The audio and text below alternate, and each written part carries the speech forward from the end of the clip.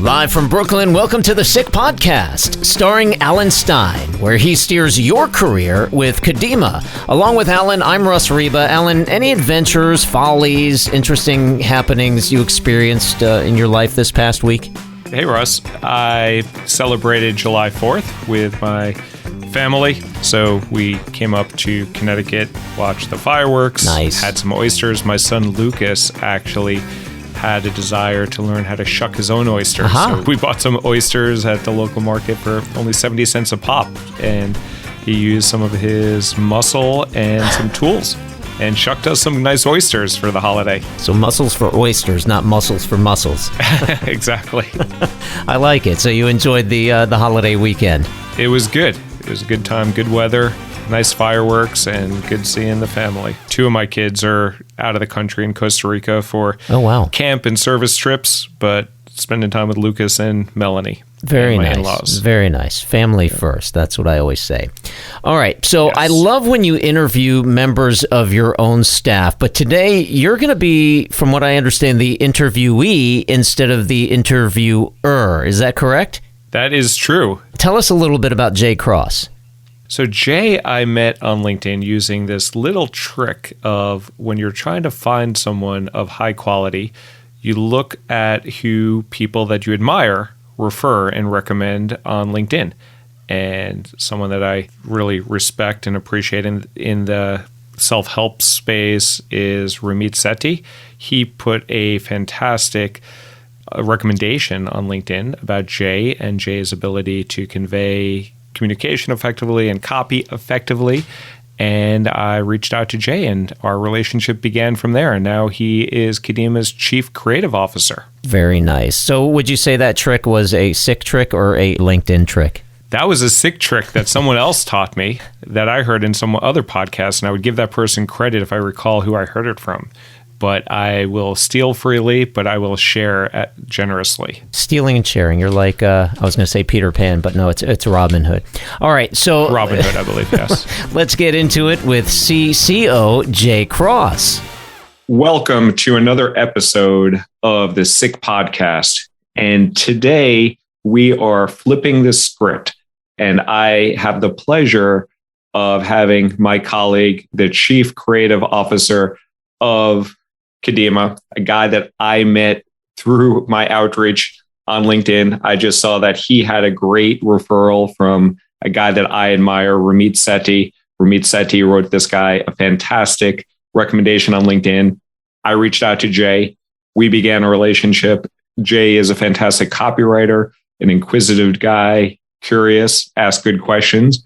And we've been talking a lot about the job search and the biases, the systemic biases in it, the inefficiencies in it. And we've had some good conversations. So we talked about, let's flip the script. Instead of me interviewing guests, let's get Jay on here and have him ask me some questions.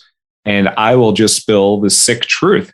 And I like puns, I like acronyms, but we are just going to spill it all here. So I am going to shut up and hand it over to Jay now so he can introduce himself a little bit and talk to you what's coming up on this episode. Well, thank you, Alan, for that wonderful introduction. I appreciate that. And I'm excited to be having this conversation with you. You know, I'll just kind of set the stage for this whole conversation by saying that one of the reasons I was really excited to work with you, Alan, is that it was evident to me from our earliest conversations about Kadima and your work helping to accelerate people's careers that you are a truth teller. And I think a truth teller is born rather than made. There are just some people who have that natural drive to want to get to the core of an issue and speak the deepest truths that they see and not, stick to the standard talking points of an industry. And you stuck out to me as that person. So I'm super excited to do what I hope is the first of many podcasts about the truth about hiring in the world of tech and possibly beyond. And this conversation that we're getting ready to have today is about, I guess, what you would call some of the arbitrary requirements that you see in job listings out there. The two of us had come across an article in, I believe it was the Harvard Business Review, which was talking about the fact that I think they were saying that oftentimes women in particular will rule themselves out and not apply to a job that they're interested in if they don't feel that they perfectly meet every one of the requirements they see in that job listing, right? And the same article was saying that men, a lot of the times, will just jump in anyway, even if they only meet 50 or 60% of the requirements. They'll say, oh, screw it. I'll just figure it all out as I go along. I'm just going to bet on myself and apply, right? I'm sure you've seen that a lot, Alan. I've done it myself. Yeah, likewise. And I just found the article very interesting. I know that you did as well. And the two of us actually got into a little conversation of our own about this topic, where you shared with me that exactly, not only have you been an example of this, of just jumping in and applying to a job and betting on yourself to figure it out on the fly, but you had mentioned to me that you've met a lot of people, women and some men, I believe, who have held themselves back out of this fear because they see the job requirements as almost like stone tablets from God. Like, oh, if I can't meet every one of these, check every one of these boxes, then I guess I'm not worthy of this, or there's no way that I would get hired. But I think what the two of us both concluded, you from your time in tech and me from my time in, I guess, the CPG and internet marketing startup world, is that these job requirements that you see in listings are not as immutable as they appear. They're a lot more flexible than you might think. And we both just thought it would be really interesting to unpack this topic a little bit more so that folks maybe can gain the confidence to bet on themselves and apply for something, even if they're not that perfect on paper fit. I think the main thing that we're going to discuss today is we're going to use as an example the job that Alan got at Google back in 2011, because that's the job, Alan, that kicked off your career in tech. And it's a very illustrative example of this because you weren't a perfect fit for every one of those job requirements in the job that you got. And I think it's actually a good object lesson to show how negotiable or flexible a lot of these things are if you approach hiring in the right way. And I think Alan is actually sharing that very job listing here on the screen. But before we jump into this exact example, Alan, could you just maybe share at a high level, you've been a hiring manager, you've created job descriptions or interviewed and hired tons of people. So you know firsthand that a lot of the things that are put into a job listing are not always absolutely essential or perfectly descriptive of what the person's going to have to do. And I think that alone is kind of surprising to a lot of people to hear. So could you kind of just set the stage with, your experience there and talk about the fact that there's more than what meets the eye with these job listings? Yeah, Jay. And that's a great question that really sets the proper context here. So I've probably interviewed about 2,000 people in my career. I've hired about 200 people for my team. And when I have done that, I usually work with recruiting to open up a job listing, to open up a role. And often probably 75% of the time, those roles are backfills. So it's someone left the team and we need to replace that person. And maybe about 25%, it's a newly created role. With the backfill, the way that the process works is I reach out to recruiting. And the way I do this is not that different than other people, honestly. And I say, hey, we got to fill another technical account manager role. Give me the last job description that we had posted and send it over. And let me just look it over and we'll post it. And essentially what we did is just cut and paste what the previous job description was, even though the role might have evolved, even though I said I was going to look it over. I looked it over quickly, but I would just post it. So the role is static, even though the role is actually evolving over the course of time. So because of the desire to get the role out there, to get the role posted, to get recruiting going quickly, there's not a lot of time spent into designing the job description. When there's a newly created role, yeah, maybe I will spend a little bit longer of creating that role, but often I will find someone that has already had a similar role posted somewhere within the organization. And I'm like, hey, send me your job description. Then I will take that and migrate that and create a job description. I've actually tried myself personally to create unique job postings. And I got my wrist slapped by the recruiting team. I think I was at Tableau at the time, of being like, hey, this is too out of the box. Just follow our process. So I was trying to be more specific with the roles and responsibilities and the requirements and the attributes I was looking for. and I was shot down. So instead, what happens is you just cut and paste, you put it out there, and the job description may or may not be, it's probably about 50 to 70% aligned with what the role is supposed to be. Well, Alan, that tracks so closely to some of my own experiences witnessing the creation of job descriptions, because although I haven't worked in tech companies like you have, this same exact thing happens in my field, which has been direct response copywriting. So I can't tell you how many job listings I've seen for direct response copywriters that have literally used copy and pasted chunks of the same boilerplate job description that has been used by other companies. And to the point where I've seen verbatim paragraphs and chunks of job duties that have been copied by probably well over a dozen companies that I've witnessed alone. And so what I think this speaks to, and to the point that you made yourself, is it's pretty seldom the case that people are like huddling around a conference table, painstakingly thinking through these job duties. They're just, in most cases, trying to get them out the door so that they can fill the role and, get the manpower that they need, right? It's so true. And you worked in the copy world, and your job was to effectively convey through words what you're looking for. And the fact that even copywriters were lazy, just, yes. I don't know if it's lazy or efficient or however you want to call it, but outside of usually when you hire an outside recruiting company, headhunters, where you're paying them a shit ton of money, where they will try to customize the job description for you, it is just such a poor process of creating job descriptions. Definitely. Yeah. And I don't know, I think in some cases it is laziness, and in other cases it's, from what I've seen, the responsibility for creating the job description is like item 7 or 8 on a busy person's plate, and they're just trying to get it off of their plate.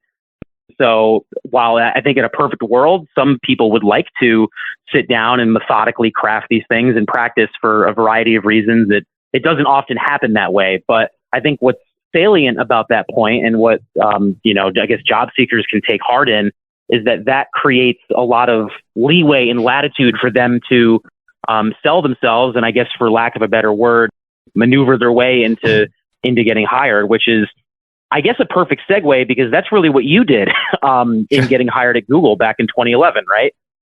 Yeah, exactly. Yeah, like I applied to Google 5 times for roles that were a good fit for my background. Like I was working at the time on the Costco co-brand card at American Express. And I remember applying for roles at Google for industry experts on the retail space. And I worked with Costco, I worked with Lowe's, I worked with Delta, Delta's not a big box retailer, but I worked with big box retailers and some of the biggest ones in the country. I submitted my resume, I didn't get a response. So until I actually had a connection that put me in touch with someone that was hiring for a role that I would have never considered, that I never thought that I was capable of doing, I would have never got noticed by Google. Wow. So I want to dig deeper into how that happened, because I know the story because you and I have discussed it quite a bit now, but that itself is part of the reason I thought this interview would be a good idea, is that your sort of journey, if you will, of pivoting from the role you had been in, which was not a perfect on paper fit for pivoting into tech, but your journey of pivoting from that into Google, I think some people might just consider it, a lucky break, or, one of those 1 in a million things that, like, hey, cool story, Alan. It was great that you were able to get into Google without all the perfect credentials or requirements, but there's no way I could do that. For people who might think that, I think us unpacking this story a little bit will help show them that what you did is something that people are doing and something that they can do themselves if they approach the process correctly and with the knowledge that you've gained. So what I'm excited to do now is actually to look at the job description for that exact role, which was the manager of product operations and escalation management in publisher products. Man, that's a mouthful. Is to actually look at this role and have you talk us through the posted job responsibilities and talk about I want you to talk about the whole thing, but I really am excited to zero in on the specific requirements that you weren't really a fit for, but that you were able to sort of overcome in the course of getting hired. So would you want to talk about that? Yeah, sure. And just to give people a flavor of how I even found out about this job, a buddy of mine put me in touch with a director at Google, who was a nice guy, Ben, I became friends with. And I spoke to Ben for about a half hour. He learned a little bit about my background at American Express, and that I went to Columbia Business School, and that I worked in finance, and that I managed people. And he's like, well, as a matter of fact, we have this role open now on a colleague of mine's team that might be a good fit for you. And he told me what the role was over the phone. And I was like, I didn't really recall how he described it. But when he said, would you be interested in that? I was like, sure. And not even knowing what the role was. Then he emailed it over to me. And when he emailed the role over to me, I read the role and I was like, holy shit, I don't know what a lot of this stuff means. But I knew what some of it meant. So the role title was a mouthful, as you said. And I'm looking at the role on my screen. This is how I can remember it. It was called Manager of Product Operations and Escalation Management, Publisher Products, New York. That was how lovely they described the role. And it was in an organization that I didn't even know what most of these words meant. Well, I know what all the words mean. I just don't know what they mean together. It was a media and platform solution group. And I know what media is. I know what platforms are. I know what solutions are. But I had no idea what MPS was within Google. And looking at the roles and the responsibilities, and we can go into that. Some of the responsibilities, yeah. Can I manage a global team? Well, I've never managed a global team, but I've managed a team. I've managed people. Yeah, they are in the globe. They all happen to be in the United States. But yes, I did manage a team that was part of the globe. Can I provide strategic insights? Yeah, I provide strategic insights. But then there's a lot of other things that I was like, I've never worked with an engineering team. I don't even know what serviceability is. It's not a confusing term if you think about it, but I never heard of that term before. And a lot of the other words on the job description were, I don't really know what this stuff means, but it's a job at Google. This guy, Ben, thinks that I might be a good fit for it. So sure, I'll toss my hat in the ring. So if I understand correctly, is it fair to say that when you first laid eyes on this job description and read it top to bottom, you didn't even really have a clear picture in mind of what this person really did on a day-to-day basis? I mean, you kind of knew the basics, but you couldn't really imagine from the outside looking in what this person did in their office, what their meetings were about, what a typical week in the role was like. You just kind of knew that it was a job at Google. It's where you wanted to work. And you were familiar enough with the basics that you were going to put your hat in the ring and give it the old college try. Is that fair? Totally fair.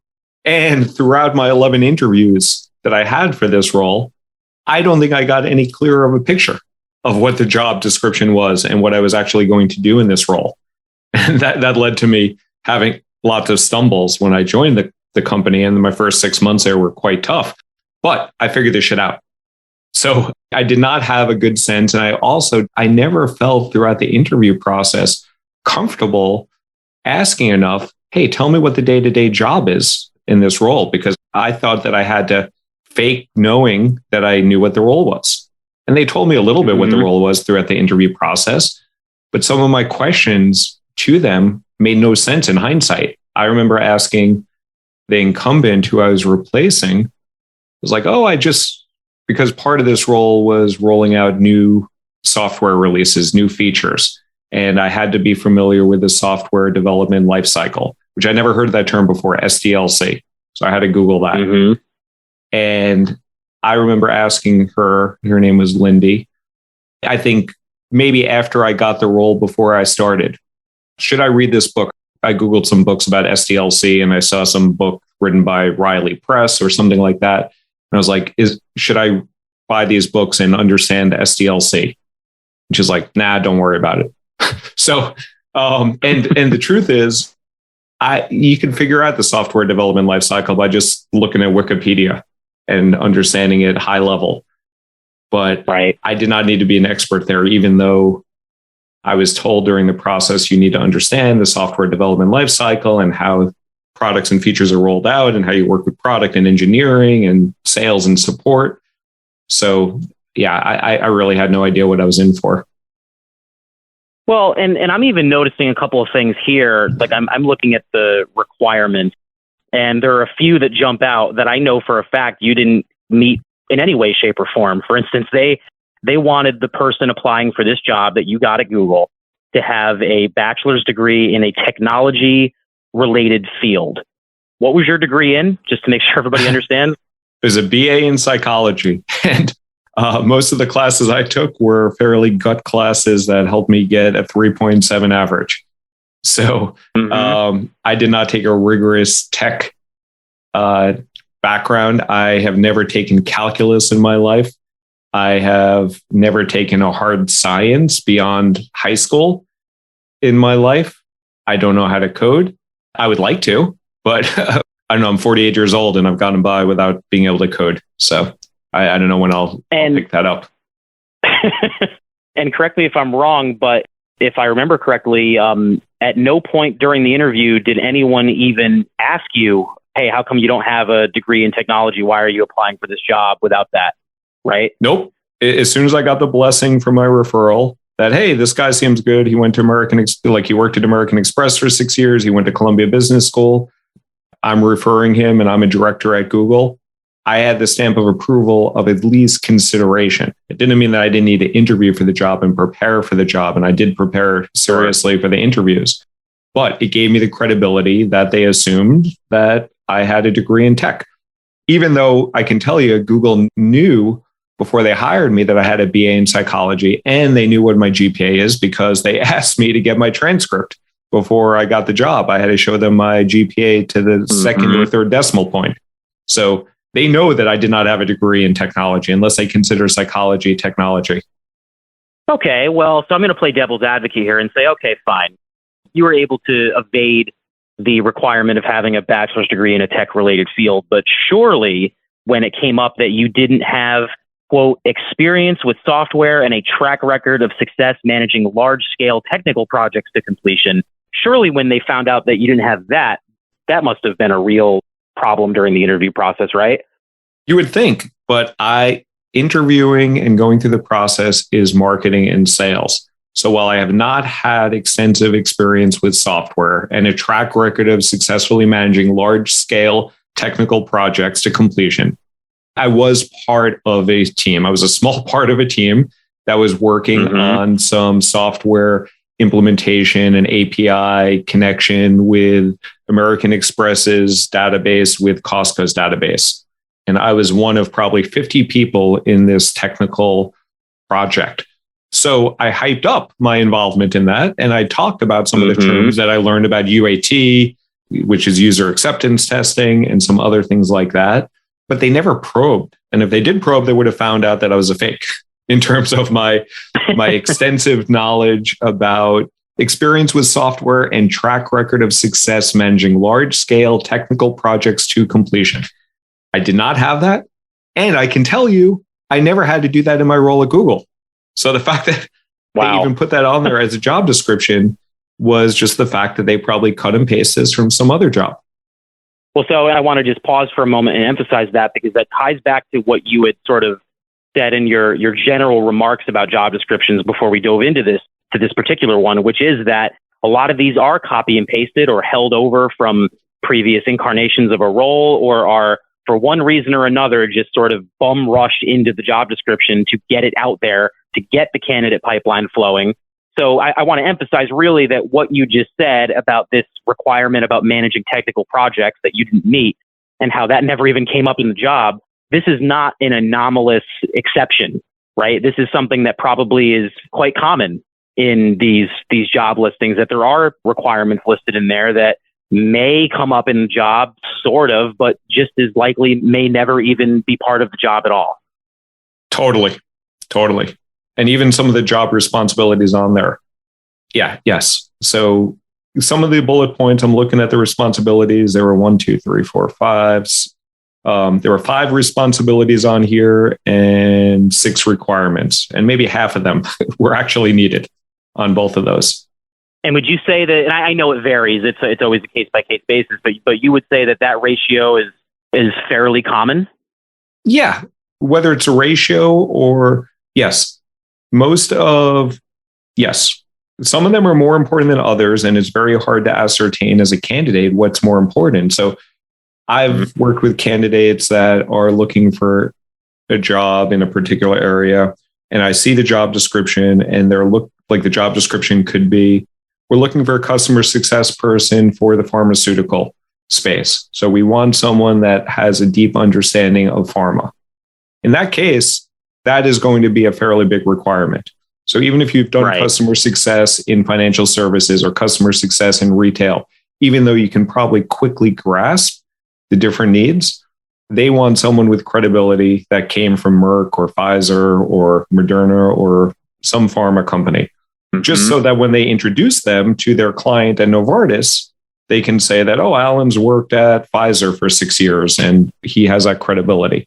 So there are some things that are higher demand, but it's really hard to ascertain as an applicant which of those are must-haves and which of those are nice-to-haves, even though the jobs say sometimes requirements and sometimes it says additional, or like sometimes they say requirements and then sometimes they say preferred attributes or something like that.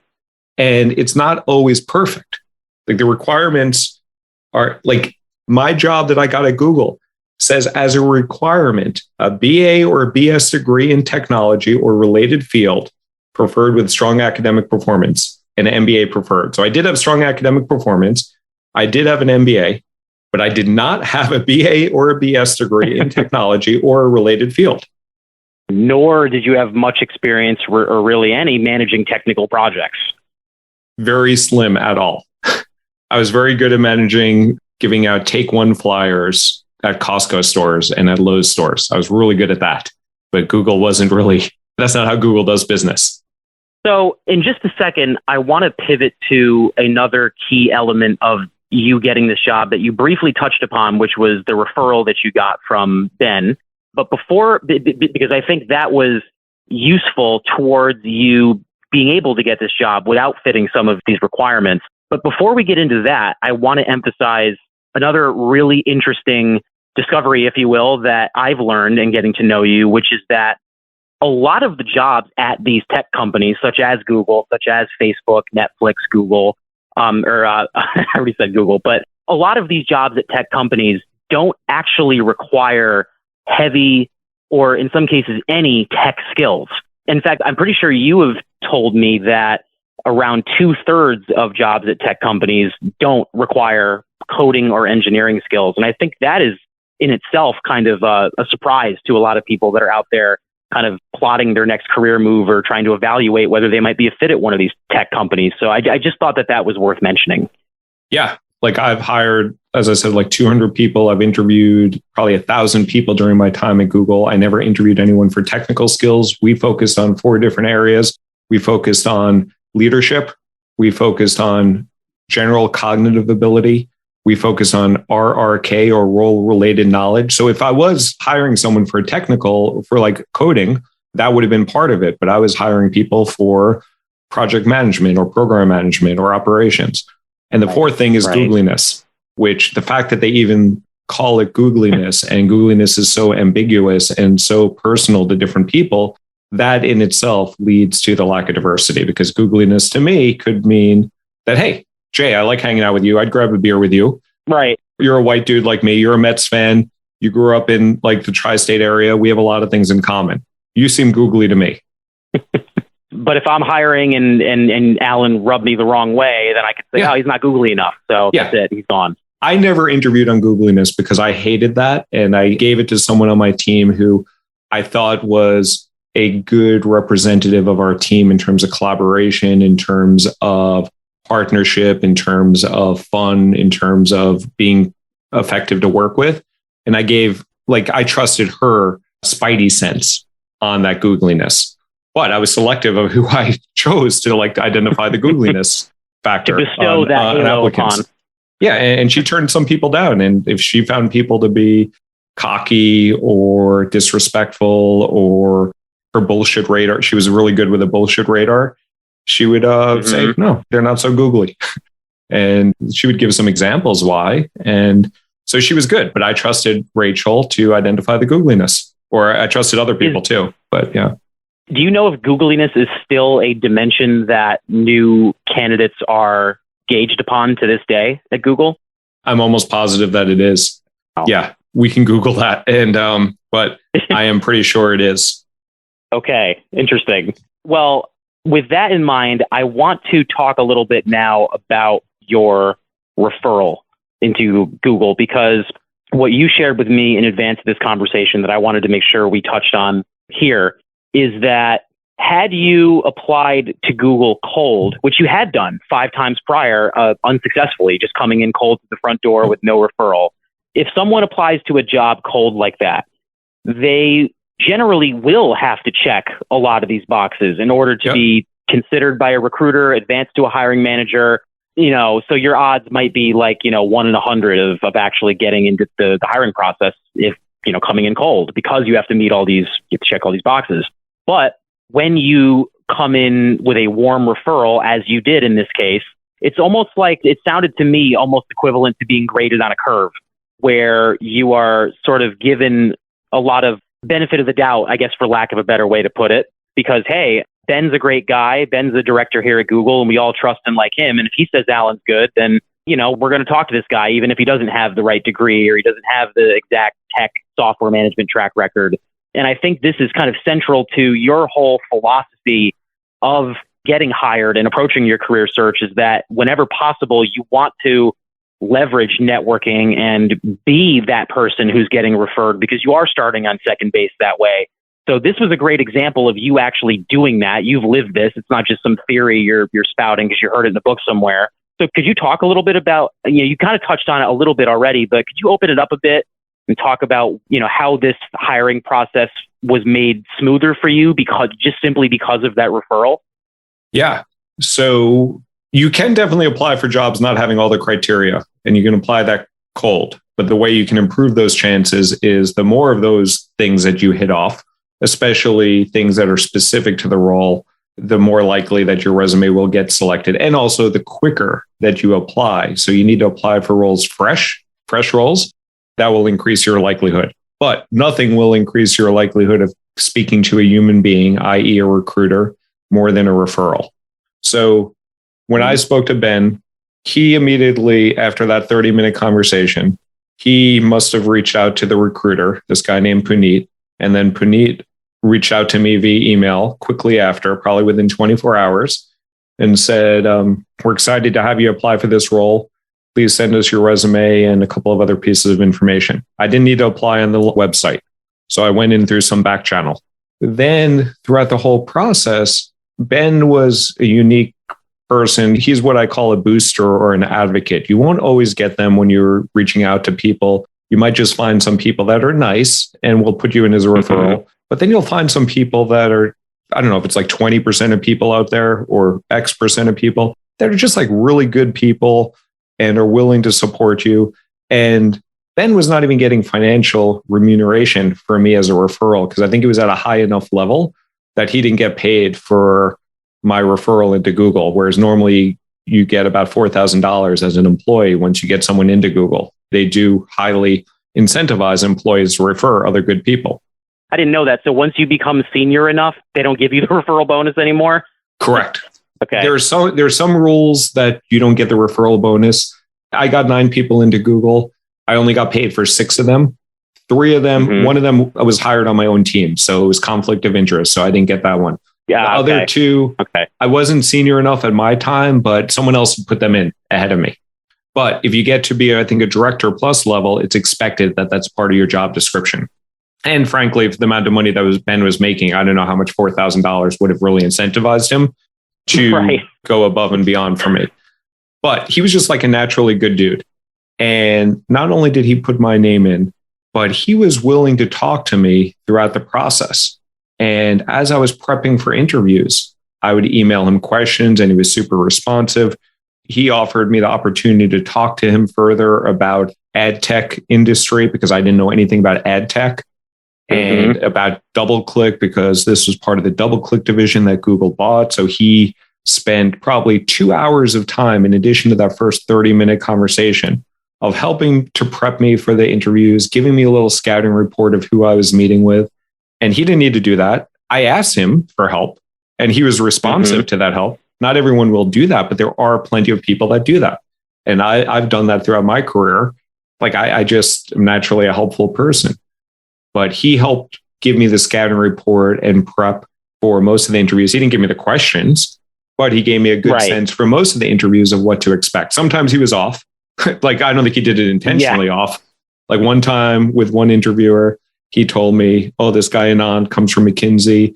He's going to ask you case related questions. So then I picked up the book Case in Point and I read that book and I prepared for case-based interviews. And I frankly did not get any case-based interview questions, but the book was actually an interesting read. And it helped me in future interviews that I've done in my career. And it's a book I recommend to people.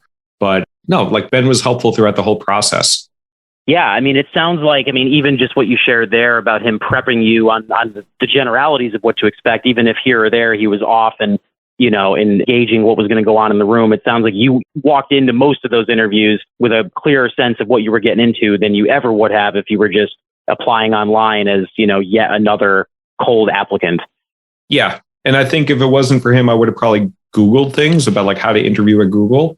And there's a lot of information out there. Some of it's good, some of it's not good.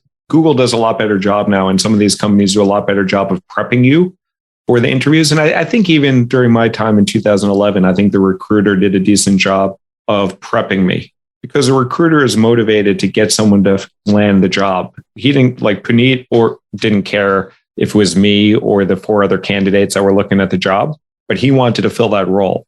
So he also helped prep me a little bit in terms of what to expect and who I was meeting with. And he sent me their LinkedIn profiles, which I don't know if I would have asked for back then. Now it's pretty common when you interview with people that you get their LinkedIn profile. But if not, definitely ask for that because that's a good scouting report for you to prepare for who you're meeting with. Well, I love the scouting report analogy. I'm a connoisseur of baseball analogies in general. And I think that is very good advice. As we sort of taper this conversation here, which I've really enjoyed this first deep dive with you, some of my tech issues notwithstanding, it's been really fun to talk through. Is there anything else that you would want to share with folks who might be listening to this, who maybe have found themselves in that position of seeing a job that they're interested in and wanting to apply, but kind of, side-eyeing the requirements going, I don't know, like I'm not really sure I can sell myself as this person because I don't check this box or that. I know we've covered a good amount, but is there anything sort of to put a bow on this that you would want to share with those folks? Yeah, I think it's really important for people to think about the risk and the return or the return on investment of applying for a job. There's very little downside of applying for a job that you think you're potentially a fit for. You get your application in. Worst thing that happens, well, I don't know what's worse, to not get any response or to get a quick rejection. But just get your application in there. If you think that you hit off on a number of the things, but not everything, get your application in there.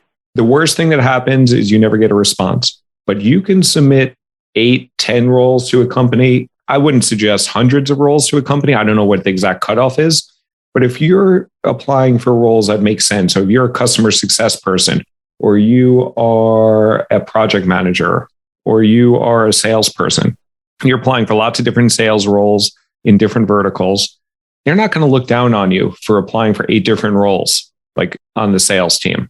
Maybe you apply for a role for SMBs, small and mid-sized businesses, maybe one for mid-sized companies, maybe one for enterprise, because maybe you've worked in all those different sizes of organizations.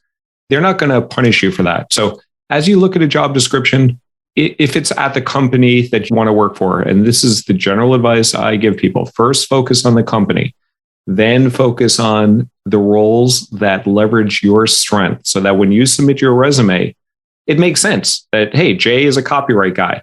Like he's worked for some pretty good direct response copy people. So if, let's say, Microsoft is looking to hire a copywriter for their new Xbox Online direct-to-consumer product, that's something that even though you haven't done direct-to-consumer tech stuff, it's translatable that you've converted people Definitely. in other copy. So if you get it in quickly and you hit off enough of those checkboxes, you might get looked at.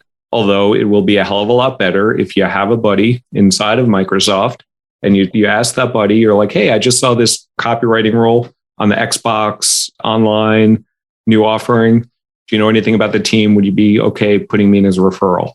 So in answer to your question, get your fucking application in.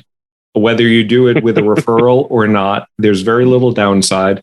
Sometimes putting all the information in is a pain in the ass, but usually you just do it one time per company. So if you have a target list of 40 companies, usually you can save it. So next time you apply for another role at Salesforce, you don't have to put in all the information again. And honestly, you don't need to put a lot of the information in those ATSs, the application tracking software.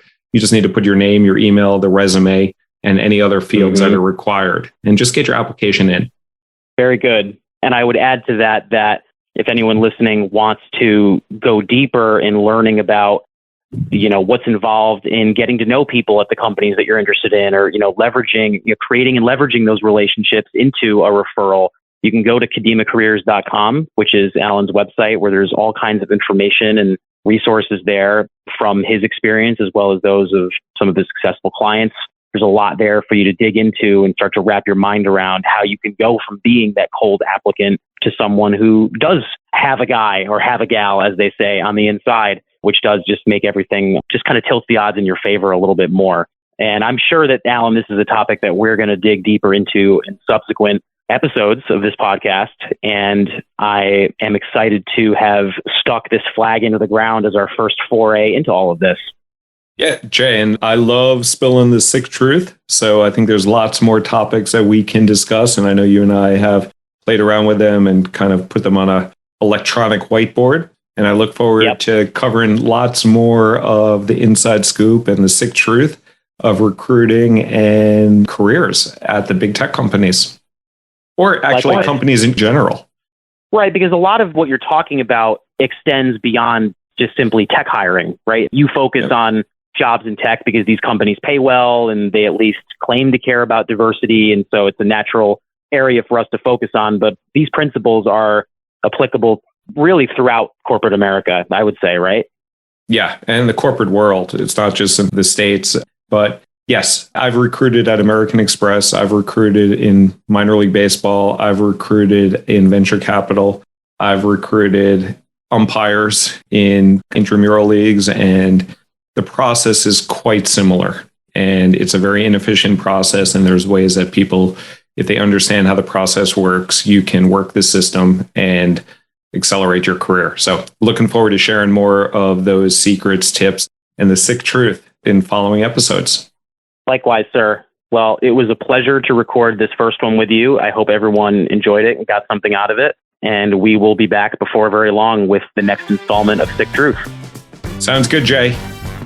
So it was an absolute pleasure having Jay Cross on the episode today. Loved listening to how you got the Google gig, Alan. We appreciate you listening to the SYCK podcast and hanging out with us. Connect with us at syckpodcast.com. That's SYCK. Take a minute, just a quick minute, to leave an audio message that we can use for the podcast, and Alan can get started on steering your career with Kadima. Alan, interesting stuff in store for the upcoming episode.